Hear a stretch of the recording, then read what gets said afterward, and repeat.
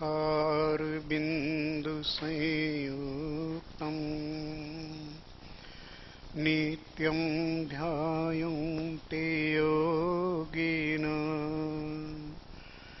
कामदं मोक्षदं चैव ओंकाराय नमो नमः। अर्हन्तो मंगलं नित्यं सिद्धा जगति मंगलम् मंगलं साधव सर्वे जैन धर्मोस्तु मंगलम्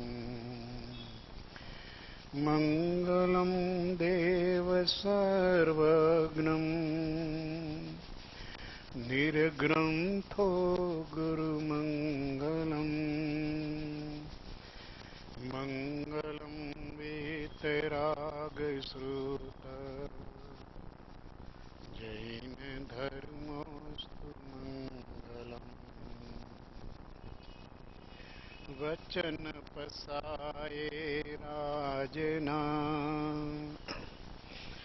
आत्मस्वरूप समझाय कर्मो काળ अनंतना दर्शन मात्रे जाय। पूर्ण पद परम पद साधवा करूं अनेक उपाय शरण जता गुरु राजना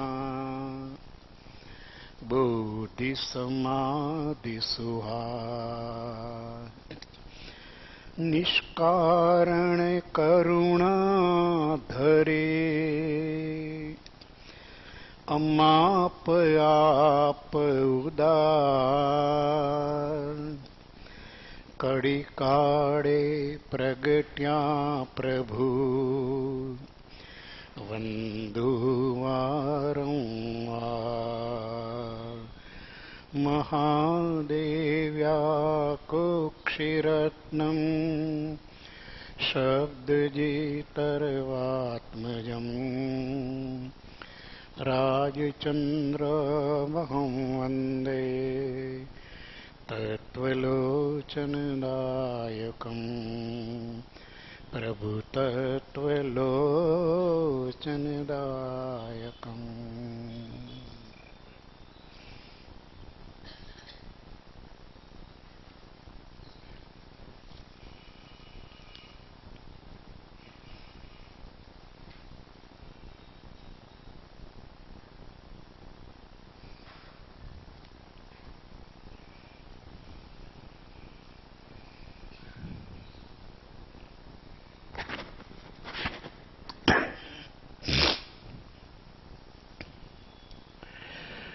પર્યુષણ મહાપર્વની આરાધનામાં આપણો સ્વાધ્યાયનો વિષય સૂત્ર છે મોક્ષ માર્ગ સરળ સુગમ અને સચોટ. પરમ કૃપાળુ દેવ રચિત આત્મસિદ્ધિના છઠ્ઠા પદની ગાથાઓના આધાર ઉપર આપણે વિચારણા કરીએ છીએ. કૃપાળુ દેવે શિષ્યને મોક્ષનો ઉપાય અને મોક્ષનો ઉપાયનો ધર્મ એ વસ્તુ સમજાવી. 5 ઉપાય એ પ્રકારના ઉપાય આપ્યા કે જે ઉપાય અવિરોધ છે, એટલું જ નહીં પણ પ્રત્યક્ષ છે, એટલે અનુભવમાં આવે તેવા છે. એ ઉપાયને કારગત કરવા માટે ધર્મનું સ્વરૂપ દર્શન જ્ઞાન અને ચારિત્ર એ આપ્યું. આ દર્શન જ્ઞાન અને ચારિત્રની શ્રેણીમાં જીવ જો આવે તો આ બધા ઉપાયો આપોઆપ સ્વયં એ કારગત થાય. જ્ઞાની પુરુષોની કરુણા એટલી અદ્ભુત હોય છે, આપણી કલ્પનામાં ન આવે. એ આપણે માગીએ એટલું જ ન આપે. આપણી માગવામાં હજી તો અધૂરપ હોય. કેમ કે આપણી માગણી હોય તો કેટલી હોય? મિયા કી દોડ મસ્જિદ તક. સાહેબ મોક્ષ હોય તો એનો ઉપાય કહી દો. અરે અવિરોધ ઉપાય માંગ્યો, એને અચૂક ઉપાય કીધો કે અમે તને કહીશ અચૂક. અને આ ઉપાય માટે થઈને અમે તને આ સંકેતની 3 ધારા કહીએ છીએ, આ ધર્મનું સ્વરૂપ. અને એક કરીને આ વિતરાગતા તારી થાય અને એમાં તું કેવળ જ્ઞાન સુધી પહોંચી જા, એટલે દેહ છતાં નિર્માણ સુધી પહોંચી જા. આ આખો માર્ગનું સ્વરૂપ થોડી ગાથાઓમાં શિષ્યને સમજાવ્યું. પણ ગુરુ આટલેથી અટકતા નથી કે સાહેબ હવે કેવળ જ્ઞાન થઈ ગયું, હવે તો કેવડો મૂકો. તો કે ના, શિષ્ય સમજી લેજે, ઉપાયોના પ્રવર્તનમાં અને ધર્મના આચરણમાં એક રહસ્ય છે. કૃપાળુદેવે એક પત્રમાં લખ્યું છે કે શાસ્ત્રમાં તો માર્ગ કહ્યો છે, ધર્મ કહ્યો છે, પણ માર્ગનું અને ધર્મનું રહસ્ય તો સત્પુરુષોના અંતરમાં છે, અંતઃકરણમાં છે. આ શિષ્ય માગ્યું નથી હો. હવે એ કહે છે કે અમે તને ધર્મનું રહસ્ય, ધર્મનું મર્મ આપીએ છીએ. મર્મ એટલે ભેદ, રહસ્ય, ગુપ્ત ભેદ, જન્મો જન્મની સાધનાને અંતે પ્રાપ્ત થયેલો એવો ગુપ્ત ભેદ આ શિષ્યને ભગવાન આ કેવળ જ્ઞાન સુધીની ભૂમિકા આપ્યા પછી આપે છે. છૂટે દેહાધ્યાસ તો નહીં કરતા તું કર, નહીં ભોગતા તું તેહનો, એ જ ધર્મનો મર્મ, એ જ ધર્મથી મોક્ષ છે. તું છો મોક્ષ સ્વરૂપ, અનંત દર્શન જ્ઞાન તું, અવ્યાબાધ સ્વરૂપ, શુદ્ધ બુદ્ધ ચૈતન્ય ઘન, સ્વયં જ્યોતિ સુખધામ. બીજું કહીએ કેટલું,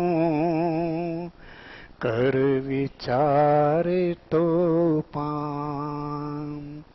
આ ગુરુની કરુણાની અસીમ હદ છે, અમાપ કરુણા છે. તને અમે ધર્મનું રહસ્ય કહીએ છીએ. ધર્મના ઉપદેશકો ઘણા છે, ધર્મના ગ્રંથોય ઘણા છે, ધર્મની વાતો કરનારા ઘણા છે, અને ધર્મનું વિવિધ સ્વરૂપ કેનારા, વિવિધતા કરીને ઊભું કરનારા એવા પણ ઘણા છે કે જેમાં ધર્મ જ વયો જાય પછી એની વાતમાં. જ્ઞાની પુરુષ કહે છે, હે શિષ્ય, તારી એટલી ઈચ્છા છે કે સમજવું મોક્ષ ઉપાય તો ઉદય ઉદય સદભાગ્ય. તો ઉપાય તો સમજી લે, આચરણની રીત એટલે આ સુધર્મ સમજી લે કે જેથી કેવળ જ આત્મા પ્રાપ્ત થાય, આભાસ નહીં. અને હવે અમે તને રહસ્ય કહીએ છીએ કે આ ઉપાય અને આ ધર્મ આચરણ કરતા કરતા કરતા એક જે માપ જેને કહીએ, થર્મોમીટર કહીએ, બેરોમીટર કહીએ, એ જોતા રહેવું જોઈએ કે આપણો ઉપાય બરોબર ચાલે છે કે નહીં, આપણે રાઈટ ટ્રેકમાં છીએ કે કેમ. જેમ આપણે જઈએ, કોઈ યાત્રા લાંબી કરવી હોય, આપણે અહીંથી અમદાવાદ જવું હોય તો 220 કિલોમીટર છે. આપણી ગાડી ચાલે તો જરા નજર રાખવી જોઈએ કે હવે 219 થયા, 218 થયા, 215 થયા, 210 થયા. પણ જો એ વધતું જાય તો અમદાવાદ 220, પછી અમદાવાદ 235, અમદાવાદ 250, તો સમજી લેવું કે આપણી ગાડી ઉલટો ટ્રક છે. તો એ પ્રકારે એનું એક બેરોમીટર, એક માપ. ડોક્ટર પણ કહે કે બ્લડ પ્રેશર પણ માપવું. દવા લેતા જાય ને બ્લડ પ્રેશર વધતું જાય, દવા લેતા જાય ને તાવનો પારો ચડતો જાય. તો એ સમજી લેવું કે ક્યાંક સમથિંગ સમવેર રોંગ. અહીંયા જ્ઞાની પુરુષે અદ્ભુત એક માપ આપ્યું છે કે છૂટે દેહાધ્યાસ. જો અમે તને ધર્મનો મર્મ કહીએ છીએ, બહુ ધર્મ અમે કરીએ છીએ ને આ તો બહુ ધાર્મિક છે ને આની તો ધર્મ પરાયણ જ છે, આ તો ધર્મનો ચુસ્ત છે, એ જે હોય તે,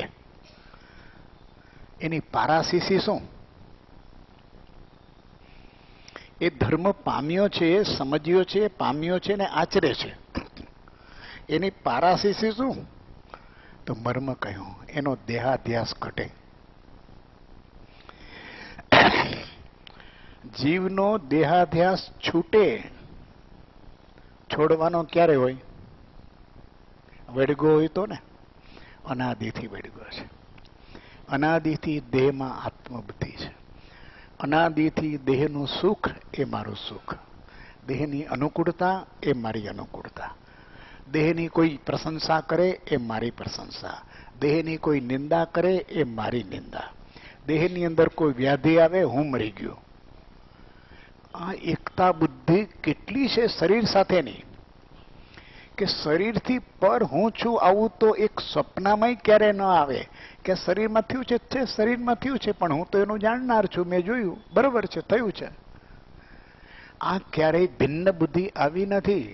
પણ દેહાધ્યાસ, અધ્યાસ શબ્દ એવો છે કે અભ્યાસ જ્યારે એટલો બધો કરવામાં આવે કે જેનો અભ્યાસ કરવામાં આવે છે એ વસ્તુ સહજ બની જાય, ઉપયોગ વિના એ વસ્તુ થવા માંડે, એને અધ્યાસ કહે છે. શરીર ઉપર કંઈ પણ પીડા થાય તો હાથ પગ બધા સતત કામ કરવા લાગી જાય, કેમ કે કોઈને કંઈ કહેવું પડતું નથી. એ અધ્યાસ છે શરીર સાથેનો. આ અધ્યાસ, એકત્વ બુદ્ધિ, આ શરીર સાથેનું તાદાત્મ્ય ગાઢ અનાદિકાળથી એવું છે કે ધર્મ કરતો હોય તો આ દેહાધ્યાસ તો પાછો વધતો જાય. જો લક્ષ નથી આવતું સાધકને, ઘણીવાર ભ્રાંતિમાં જાય છે, અમે બહુ ધર્મ કરીએ છીએ, અમે તો આખો દિવસ ક્રિયા, કાંડ, વિધિ, વિધાન, અનુષ્ઠાન, અધિષ્ઠાન, પણ દેહાધ્યાસ વધતો જાય છે. એનું શું? આ દેહાધ્યાસ વધે તો કર્મ થાય જ. કરતાપણું ક્યારે આવે છે? જીવ કર્મનો કરતા ક્યારે બને? કે જ્યારે દેહાધ્યાસ પાવરફુલ બને ત્યારે એ કર્મનો કરતા બને. જો દેહાધ્યાસ તરફ લક્ષ ન હોય તો એનો વિભાવ પરિણામ થાય નહીં. બહુ સૂક્ષ્મ ઉપયોગથી વિચારજો, સમજજો કે એને વિભાવ પરિણામ. ક્રોધ ક્યારે આવ્યો? તો ચા મોડી મળી એટલે. ચાનો દેહાધ્યાસ ન હોત તો વિભાવ ન થાત, કસાઈ ન થાત. કસાઈ ક્યારે થાય છે? શરીરને લગતી ક્રિયાઓમાં આપણી ઈચ્છા પ્રમાણે જ્યારે કંઈ થતું નથી, અથવા જે થાય છે એમાં થોડુંક આડું અવડું થાય છે, આ સહન થતું નથી, વિભાવ પરિણામ આવશે. રીસ આવશે, રોષ આવશે, ક્રોધ આવશે, અભાવ આવશે, દ્વેષ આવશે, અનેક પ્રકારનું આયનું માપ છે. શરીરમાં દર્દ થાય, શરીરમાં વ્યાધિ થાય, બેચેની આવે, આકુળતા આવે, વિભાવ પરિણામ થાય કે નહીં? પહેલું પરિણામ વિભાવ પરિણામ. શરીર સાથે એકતા છે એટલે શરીરમાં તાવ આવે, દુખાવો થાય, સમતા ગાયબ. સમતા આત્માનો ધર્મ છે, દેહનો ધર્મ વ્યાધિ છે. શરીર વેદનાની મૂર્તિ છે. શરીરમાં વેદના ન થાય તો શું થાય? તો કે મને દુખાવો થયો, પણ દુખાવો જ થાય. શરીરમાં બીજું શું થાય? પીડા થઈ તો પીડા જ થાય. શરીર વેદનાની મૂર્તિ છે. શારીરિક વેદનાને દેહનો ધર્મ જાણીને સમ્યક રૂપે અહ્યાસવા, એને સત્પુરુષોએ પરમ ધર્મ કયો છે. હવે આ ધર્મ મુક બાજુમાં, અને પાછું પોતે ધર્મનો મહાપંડિત થઈ ગયો હોય, એલા જરાક તને અસ્વસ્થતા થઈ જાય છે તો બેબાકડો બની જાય છે. તારી ક્ષમતા ગાયબ થઈ જાય છે. ગ્રસ્તી હોય, સાધક હોય, શ્રાવક હોય કે સાધુ હોય, આ એની ક્ષમતા ગાયબ થઈ ગઈ. ભોજન થોડું અપ્રિય મળ્યું, થોડું ઠંડુ મળ્યું, થોડું મોડું મળ્યું, ક્રોધ, આક્રોશ, વિભાવ પરિણામ તરત આવી જાય. જરાય શાંતિ નહીં, સબૂરી નહીં. પાટિયું મારે, એમાં પાછો સાંઈ બાબાનો પૂજારી હોય તો શ્રદ્ધા અને સબૂરી. પણ સબૂરી ક્યાં ગોતવા જ આવી? અહીંયા તો જરાક સેજ ફેરફાર થઈ ગયો શરીરના ક્રમમાં અને અસ્વસ્થ. સમાચાર પત્રો, એના ફોટા, એના આલ્બમ, એ બધું આવે, છાપું ઉગાડીએ અને ખબર પડે કે કાલે અહીંયા શૂટિંગ થયું છે અને બીજે દી પેપરમાં એનો અકીલામાં ફોટો આવ્યો છે ને સાંજ સમાચારમાં આવ્યો છે ને આ બધું જુએ એટલે પેલા પાનું ઉગાડી અને જોવા માટે શું જુએ? એ જુએ જ્ઞાન મંદિરનો ફોટો છે, સ્વાધ્યાયનો છે, એમ કે હું મારા ભગવાનના મંદિરની સાધના આરાધનાનો ફોટો છે એ જુએ કે એમાં પોતાનું ડાચું ઘાલીને જુએ કે હું ક્યાંય છું કે નહીં? અને જો ન હોય તો સમતા ગાયબો. સાલાને ખાસ કીધું તું કે એંગલ ક્યાં રાખવો, કઈ તરફ તારે અને આટલા ફોટામાંથી આજ તને હુઈ જો કે જેમાં હું નહોતો. એને ભગવાનનું કોઈ મહત્વ નથી, એને સ્વાધ્યાયનું કોઈ મહત્વ નથી, એને સમુદાયનું પણ કોઈ મહત્વ નથી. આરાધનાનું બળ પ્રતિષ્ઠા કેવી છે એની સાથે એને ધ્યાન ક્યાં છે? આ દેહાધ્યાસ. કોઈના આલ્બમ આપણે લગ્નના પણ જોવા જઈએ, આપણને શું રસ હોય? રિસેપ્શનના 10 ફોટા હોય તો આપણે આમ પાના ફેરવીએ, આપણે શું કામ હોય? પણ જ્યાં આપણા કુટુંબનું ક્યાંક આવે એટલે આપણે ઉભા રહી જાય, હાથમાં લઈએ, નિરખીને જોઈએ. શું જોઈએ? વરરાજાને જોઈએ કે આપણને જોઈએ? આપણે વરનું ને વરના બાપનું શું કામ છે? દેહાધ્યાસ. પોતાનું નામ, પોતાનો ફોટો, પોતાની પ્રસિદ્ધિ. અરે કોઈ ભાષણ કરે ને એમાં જો બધાના નામ બોલતો હોય, કોઈને બોલવાની બહુ ટેવ હોય. અમે આ ભાઈનો આભાર માની છીએ, અમે આ ભાઈનો આભાર, અમે આનો આભાર માની છીએ, અમે પૂંછડાનો લોકડાનો પૈસા દઈને સેવા લીધી હોય તો આભાર માને. ક્યાં મફત કોઈ કરે છે? પણ ટેવ પડી ગઈ છે અને એની અંદર એકાદું નામ ચૂકાઈ ગયું તો બધું પાણી ઢોળો. ઓલા એ તો બહુ ભાવપૂર્વક એક એકને યાદ કરી અને પોતાની સ્તુતિ કરી.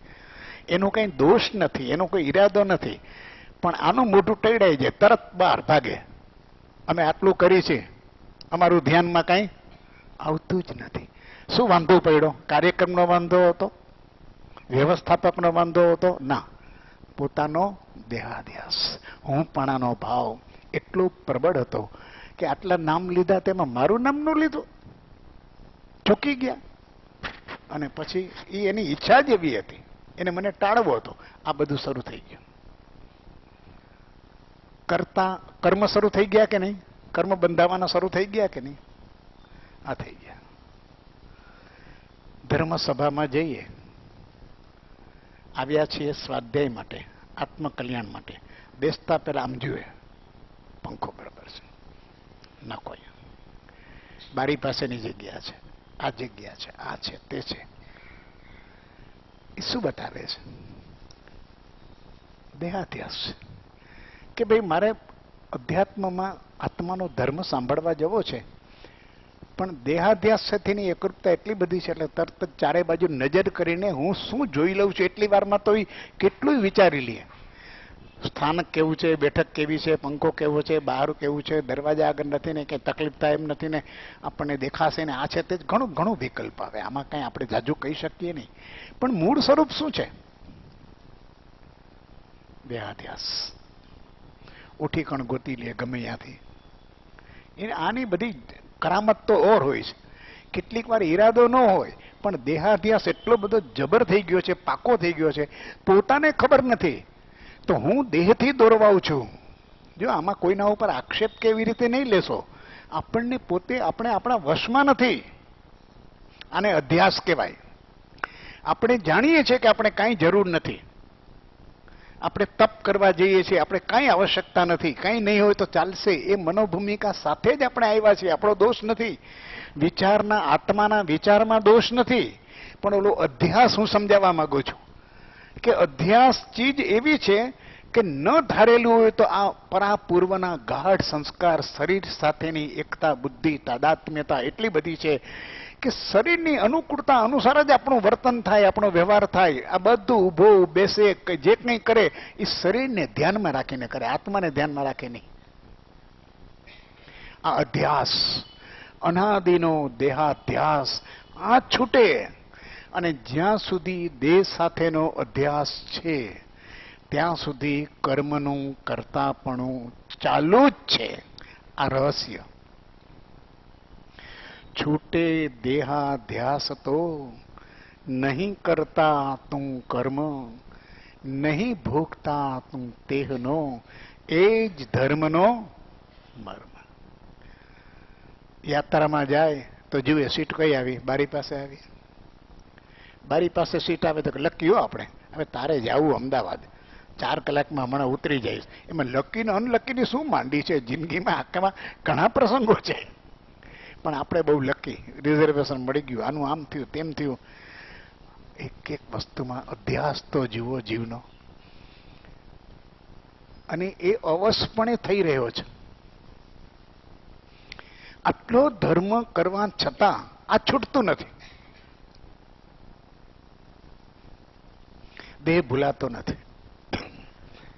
અને આપણી જે કંઈ પોતાની હેબિટ્સ, મેનર્સ જે કંઈ દ્રઢ થઈ છે સંસ્કારની, એ ભૂલાતી નથી. જ્યાં જાય એ તો એનો ભાવ ભજવે છે. આ ગાઢ સંસ્કારો છે. દેહ સાથેની એકાત્મ બુદ્ધિ ગાઢ છે. અને ધર્મનું એક કામ એટલું જ છે માત્ર, શરીર સાથેની એકતા બુદ્ધિ તોડી નાખવાની. હવે એનો વિચાર આવે, પાવરફુલ હોય તો તૂટે, નહીં તો ન તૂટે, નહીં તો અવશ્યપણે દોરાય. અવશ્યપણે આપણે ક્યારે ન દોરાઈએ કે જ્યારે આપણે બરોબર ઉપયોગની જાગૃતિ હોય, વિચારની જાગૃતિ હોય, તો આપણે એના પ્રત્યે દોરાઈએ નહીં. કોઈએ શું કીધું, બેસવાનું કેવું હતું, ક્યાં બેસવા મળ્યું, ક્યાં કોઈ આપણને બોલાવ્યા ન બોલાવ્યા, આપણું લક્ષ નહીં જાય ત્યાં. કેમ કે આપણને એક અંદર એટલી બધી પ્રબળ જાગૃતિ છે આત્મકલ્યાણની, ધર્મના આરાધનની. એટલે એટલા માટે થઈને આપણે એ જ પ્રયત્ન કરીશું કે જ્યાં જઈશું ત્યાં આપણને આ ભગવાનની વાતો સાંભળવા મળશે કે નહીં, એ સિવાય બીજો લક્ષ ન હોય. પછી કે થોડી તકલીફ, કાંઈ વાંધો નહીં, હવે બેસવામાંથી કાંઈ વાંધો નહીં, તો થોડુંક દુખાવો છે, એના ઉપર લક્ષ નથી. દેહાધ્યાસથી આપણે દોરવાતા નથી, આપણી જિજ્ઞાસાથી આપણે દોરવાઈએ છીએ. તત્વને પ્રાપ્ત કરવાની જે જિજ્ઞાસા છે, ધર્મને પ્રાપ્ત કરવાની જે જિજ્ઞાસા છે, એને માટે જઈએ છીએ તો ભીડ હોય તો ભલે, ગરમી હોય તો ભલે, ગમે તે પ્રકારની પ્રતિકૂળતા હોય તો ભલે, દાદરા ઉપર બેસવાનું આવ્યું, નીચે બેસી રહ્યો, પણ એને જો 1 કલાક સુધી ધર્મચિંતન મળે તો એ કે બસ બરોબર છે, કાંઈ વાંધો નહીં, આ તો બધું મટી જશે, એ તો ચાલ્યા કરે. જો એ દેહાધ્યાસથી દોરવાતો નથી, ધર્મનો પ્રવેશ થયો છે. એટલે ધર્મના પ્રવેશની અંદર જ્યારે આત્મામાં થાય, ધર્મનો મર્મ શું? આ દેહાધ્યાસ છૂટી જાય તે. આ રોજ જીવે પરીક્ષણ કરવું પડે કે ધર્મ આત્માનો છે, શરીરનો નથી. શરીર તો જન્મે છે, વૃદ્ધિ થાય છે, રોગિષ્ટ થાય છે, જરા પણ છે, મૃત્યુ પણ છે. દેહના ધર્મો તો ઉત્પન્ન થવું, એ પરમાણુઓ ભેગા થવા, એની વૃદ્ધિ થવી, એ નબળા પડવા, એ વિખરાઈ જવું, અને એનું થયું સમાપન થયું. શીર્યતે ઇતિ શરીર. આ શરીરના પરમાણુઓ તો બંધાય છે અને 25, 45, 50 વર્ષ થાય એટલે એની મેળે વિખરાય છે. કોઈ આપણને પૂછવા આવતું નથી, કઈ આપણું માનતું નથી. કોઈ કે સવારના પર રાત્રે સૂતો તો સવારે દુખાવો થયો, તો કે તે બોલાવ્યો તો તે કીધું તો, અરે મારું કીધું થાય છે. શરીરમાં દુખાવો થાય તો કે હું કહું તો થાય. શરીર મારું માનતું નથી. આ વાત બેસે. જો શરીર માનતું નથી તો આ શરીર અનુસાર હું ચાલુ છું, જરૂર મારી કંઈક ભૂલ થાય છે ક્યાંક. આ દેહાધ્યાસ છે. ધર્મનું સ્વરૂપ, ધર્મનો મર્મ કૃપાળુએ અદ્ભુત કૃપા કરી છે. ધર્મનો મર્મ આપ્યો છે. શાસ્ત્રો કેટલા થયા, બધા શાસ્ત્રોએ ધર્મનું સ્વરૂપ આપ્યું, ધર્મનો આચાર આપ્યો, ધર્મની રીત આપી, ધર્મના પ્રકારો વર્ણવ્યા, ધર્મની સાધનાઓ આપી. આ પુરુષે માપદંડ આપ્યું. અમે તમને આત્મસિદ્ધિ શાસ્ત્રમાં ઉપાય કહીએ છીએ, ધર્મ પણ કહીએ છીએ, એનો મર્મ કહીએ છીએ. જો તમે સમજ્યા હો જો તમને ધર્મ પામ્યા અંગેની કંઈ લાગે કે હું સમજો છું, તો તમે જોજો તમારો દેહાધ્યાસ છૂટ્યો છે કે વધ્યો છે? દેહાધ્યાસ છૂટ્યો છે કે વધ્યો છે? એક જગ્યાએ જવાનું થયું હતું, તો એણે સરસ વાત કરી, સામાન્ય વાત હતી. એણે કહ્યું કે ઘરે 10 મહેમાન આવે ને તો એને સાચવવા સારા, પણ 2 મુમુક્ષુ આવે ને તો આકરા. મને જરા નવાઈ લાગી. મને આમ જોઈને તેમ જોઈને આવું જોશે મારે આમ.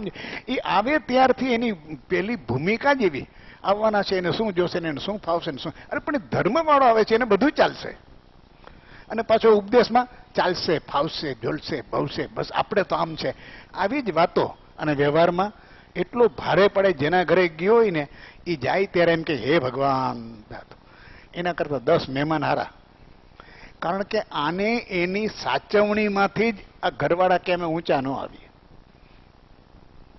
આ પ્રત્યક્ષ અનુભવની વાત કરું છું. એ એમ કે એ આવે ત્યારે આપણો ધર્મ ચૂકી જાય, આપણે ક્યાંય જઈ ન શકીએ, એને હાચવવામાંથી છે. એટલી બધી ઉપાધિ શું છે? શું બતાવે છે? નહીં તો કોઈને એમ થાય કે મારા ઘરે મહેમાન આવે તો હજી મારે એનું સાચવવું પડશે. પણ મુમુક્ષુ આવ્યો છે, કાંઈ વાંધો નહીં, એ તો ભળી જશે. ઘરનું જેમ જે ઘરનું વાતાવરણ હશે ને એના પ્રમાણે ગોઠવાઈ જશે. આપણી હારોહાર ને આપણે બધા ભેગા જઈને જશું, એમાં કાંઈ વાંધો નહીં આવે. જેમ દૂધમાં સાકર ભળી જાય એમ મુમુક્ષુને કોઈ પોતાનો આગ્રહ નથી, કોઈ પોતાની પકડ નથી, કોઈ પોતાની ફરમાઈશ નથી. આને તો જ્યાં ગયો ત્યાં જે છે એ બધું રીતે ગોઠવાઈ ગયું. ઘરમાં ખબર ન પડે કોઈ મહેમાન આવ્યો છે. અને આ માર્ગ ધર્મનો છે. સાધુઓના આહારની વ્યવસ્થા, ગોચરીની વ્યવસ્થા તીર્થંકર પરમાત્માએ આચારાંગ સૂત્રમાં આવી આપી છે કે ગામમાં સાધુ છે પણ એકેય શ્રાવકના ઘરે ભારે પડે નહીં.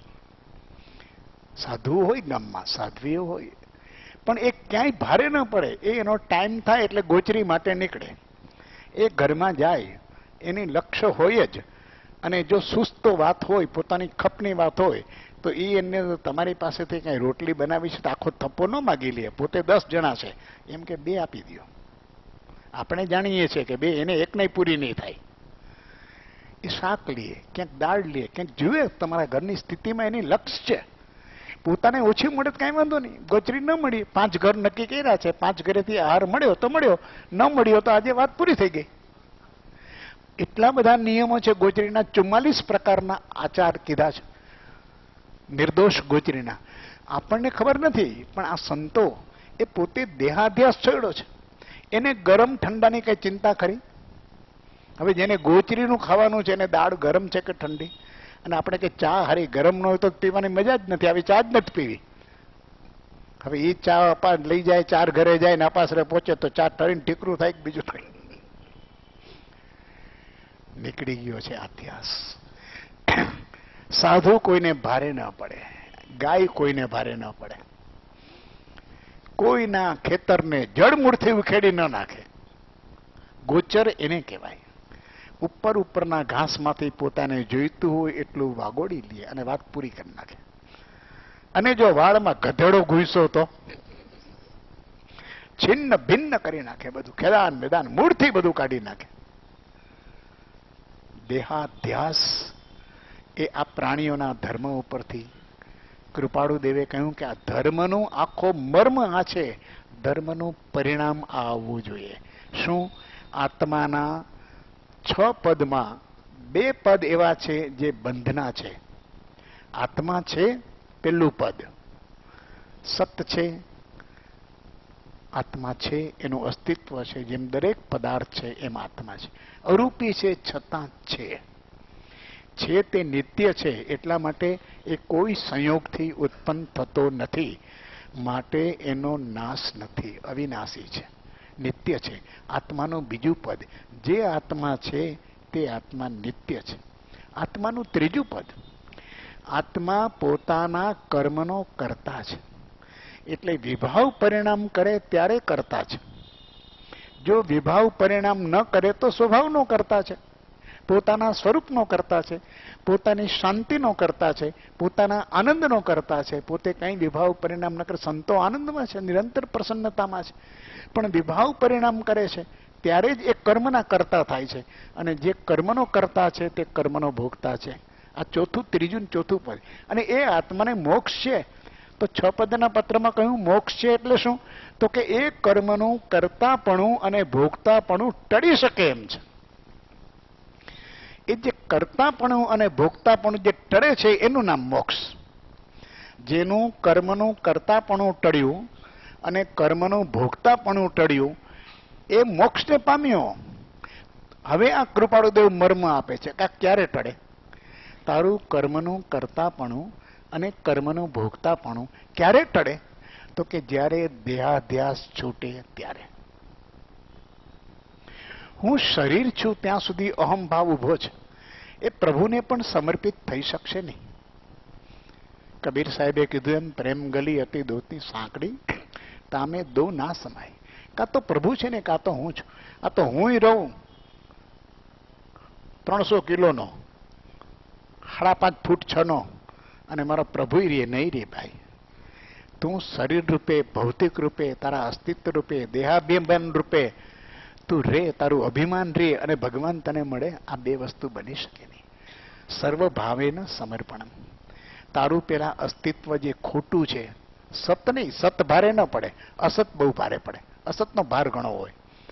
આ દેહ ભાવ છે એ અસત ભાવ છે. એ હશે ત્યાં સુધી તને પરમાત્માના સ્વરૂપ સાથે પણ એકરૂપતા થશે નહીં. વાતો ભલે ગમે એટલી કર, એકરૂપતા નહીં થાય.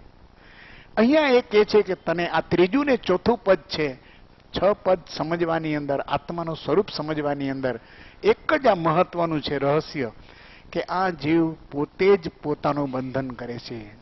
મન એવ મનુષ્યાણામ કારણમ બંધ મોક્ષયો. પોતે જ બંધ કરે છે પોતાને.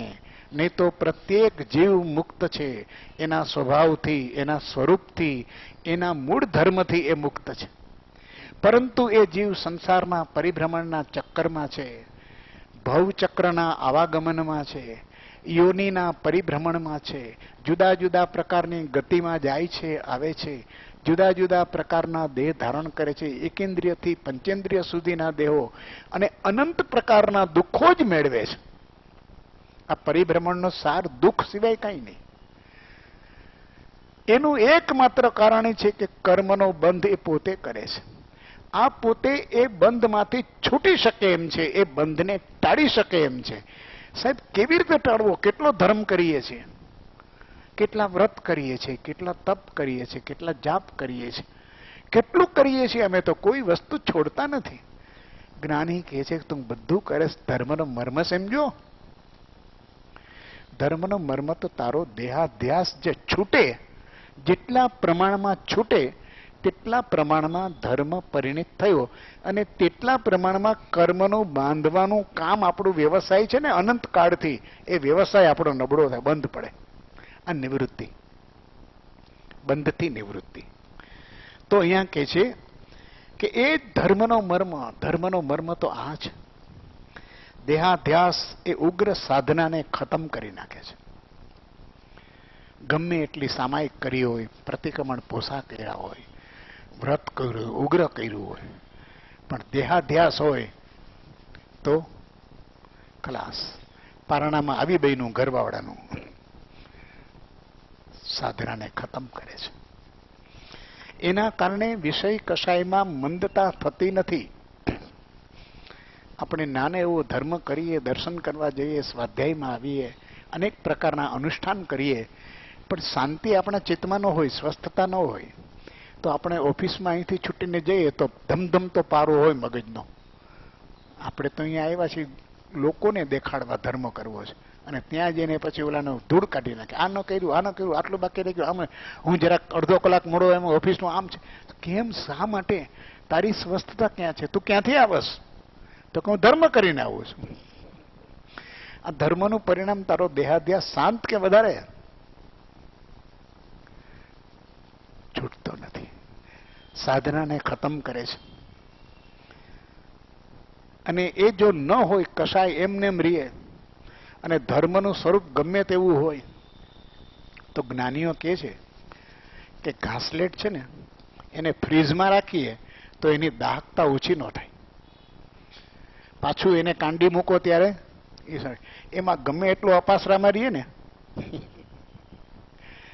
મેં તો આજ પોસો કર્યો છે તો 8 કલાક, તો 8 કલાક રહીએ તો જેમ ફ્રીઝમાં ઘાસલેટ રહીએ તો એની દાહકતા ઓછી થતી નથી. એમ આમ ગમે એટલો સમય એ સંસારમાં માથે નીકળીને ધર્મસ્થાનમાં ગાળે તો પણ એનો ક્રોધનો પારો, એની દાહકતા, એની ઇન્ફ્લેમેબિલિટી, ઇટ ઇઝ નેવર રિડ્યુસ્ડ. ખ્યાલ આવે છે આ દેહાધ્યાસ? એનો સ્વભાવ ન જાય. તુંબડી હોય, તુંબડી કડવી હોય, એને દૂધમાં રાંધીએ, તુંબડીને દૂધમાં રાંધીએ તો પણ તુંબડી પોતાની કડવાશ છોડે નહીં. એમ ઘણા લોકોને ઘણા આચાર્યોના ચાતુર્માસ આવે અને ઘણા ગ્રંથોના સદવાંચનમાંથી પસાર થાય વર્ષો વર્ષ, પણ એના સ્વભાવમાં કંઈ ફેરફાર ના થાય. આ ધર્મના મર્મમાં એનો દેહાધ્યાસ એ નથી ટળતો. એટલે જ્ઞાની કહે છે કે ભાઈ આ ધ્યાન રાખ, આ દેહાધ્યાસ જેટલો ભયંકર વિષ બીજું એ કઈ નથી. દેહ તે હું, આ એક મોટું મિથ્યાત્વ છે જે અનંત મિથ્યાત્વને ગાઢ કરે છે, આધાર આપે છે. અમૃતનું સિંચન કરીએ તો લીમડામાં કેરી આવે ખરી? આવે નહીં. એમ જો આપણે જે જીવ દેહ રક્ત છે એ ધર્મની સાધના જેટલી કરવી હોય એટલી કરે,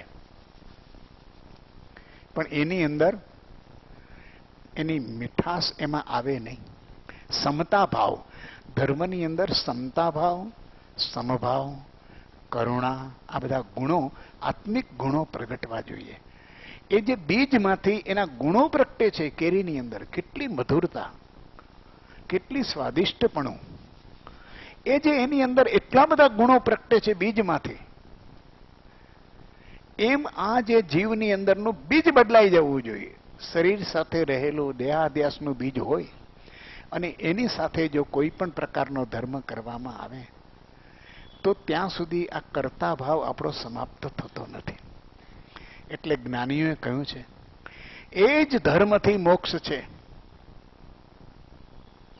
એ જ ધર્મ. કયો ધર્મ? કે જે ધર્મ દેહાધ્યાસથી છૂટ કરાવે તે. કારણ કે પછી કર્મનું કરતાપણું અને કર્મનું ભોગતાપણું નથી તો મોક્ષ બીજું શું છે? જો આત્માનું ત્રીજું પદ અને ચોથું પદ એટલે કર્મનું કરતાપણું, વિભાવ ભાવથી કર્મનું કરતાપણું, અને કરતાપણું છે એટલે ભોગતાપણું. આ કુદરતનો કાનૂન છે, વસુંધરાનો ન્યાય છે.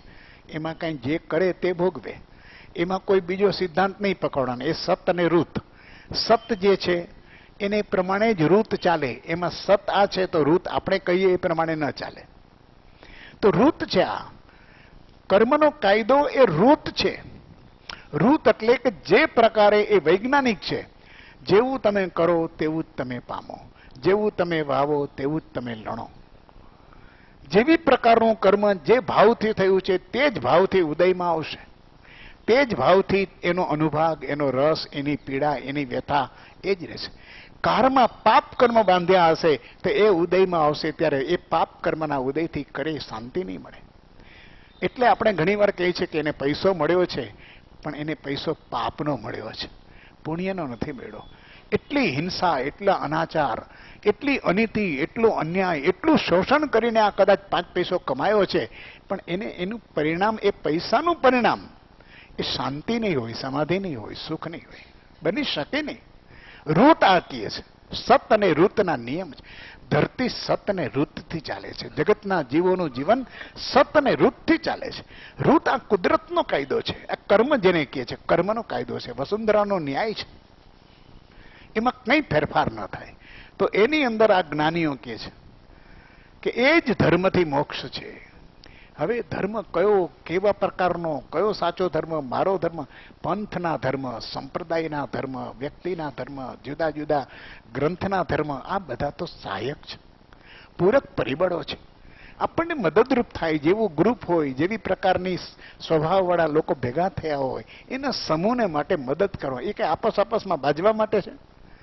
ઊંચ નીચના ત્યાં માપ લેવા માટે છે? પણ જીવોને કોઈ પણ પ્રકારનો ખ્યાલ નથી કે ધર્મનો મર્મ શું છે. જે ધર્મ હોય તે, મને માળા કરતા કરતા પણ જો સમતા ભાવ આવતો હોય તો માળા મારો ધર્મ છે. અને વ્યાવજ કરતા કરતા સદાવ્રત ખોલું અને ગામના લોકોને જમાડું શાંતિથી, પ્રેમથી, અને મારો સંભાવ વધતો હોય તો એ છે. પણ મારો અહમભાવ વધતો હોય તો સદાવ્રતે મારા માટે ભયકારક છે. ક્રિયા તો સુકૃત છે, પરંતુ મારી ધર્મની ધારણા જુદી છે. તો અહીંયા કહે છે કે એ જ ધર્મથી મોક્ષ છે. તું છો મોક્ષ સ્વરૂપ. જ્ઞાની પુરુષ શિષ્યને કહે છે, શિષ્યએ પ્રશ્ન કર્યો છે કે સાહેબ, મિથ્યા એથી એમ જણાય છે, મળે ન મોક્ષ ઉપાય, જીવાદિ જાણ્યા તણો શો ઉપકાર જ થાય. હે પ્રભુ, તમે વારંવાર ધર્મની વાત કરો છો, જીવને જાણવાની વાત કરો છો, આત્માને ઓળખવાની વાત કરો છો, ચેતનાની આરાધનાની વાત કરો છો, પણ જો મોક્ષ ન હોય તો શું કામનું છે બધું? એને જાણવાનો અર્થ શું છે જો મોક્ષ જ નથી, તો મુક્તિ નથી? આ ગુરુએ એટલો બધો રહસ્યમય કહ્યું. શિષ્ય કહે છે કે સમજ્યું મોક્ષ ઉપાય તો ઉદય ઉદય સદભાગ્ય. હે ગુરુ, એટલી કૃપા કરો કે મને આ સંસારની